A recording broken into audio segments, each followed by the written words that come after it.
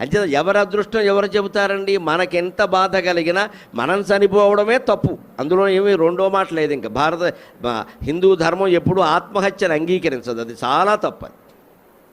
ఎప్పుడు ఎందుకంటే ఆత్మహత్య చేసుకున్నా అప్పటికి మిగిలిపోయిన పాపపుణ్యాలు ఏవైతే ఉన్నాయో అవన్నీ అనుభవించడానికి మళ్ళీ పుట్టవలసిందే. పైగా మళ్ళీ పుట్టాలి అంటే మనం ఎవరి కడుపున పుట్టాలో వారు పుట్టాలగా, వారికి పెళ్ళవ్వాలగా, వారు గర్భం ధరించాక కదా మనం అందులో ప్రవేశించేది. లేకపోతే ఇంతవరకు ఏం చేయాలి? దెయ్యాలే తిరుగుతారండి అనుమానం ఎలా. ఇలా ఎన్నేళ్ళు బతకాలి? వీరు ఎవరి కడుపున పుట్టాలో, ఒకవేళ ఒక కుక్కగా పుట్టాలంటే తల్లి కుక్క పుట్టే వరకు ఇంతే, మనిషిగా పుట్టాలంటే తండ్రో తల్లో పుట్టే వరకు ఇంతే. అంత కర్మ తెచ్చుకోవాలా? ఆ పడే కష్టాలు ఏదో ఈ జన్మలో పడితే సరిపోయేదానికి. ఇప్పుడు మీరు అనూరుడు అదృష్టం చూడండి. నిజమే, తల్లి అన్యాయం చేసింది, కానీ అతనికి సూర్యుడు అవకాశం ఇచ్చాడు, సూర్యునికి రథసారథిగా అవకాశం ఇచ్చాడు.